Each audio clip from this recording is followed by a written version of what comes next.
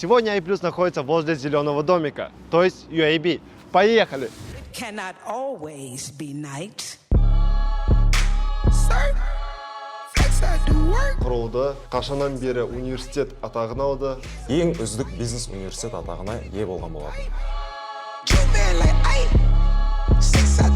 То есть, получается, UAB, он как бы отбирает самые сливки, да? Да, самые такие креативные, которые. Допустим, у нас есть организации талантливых людей, организации, которые устраивают всякие мероприятия в универе и за пределами универа.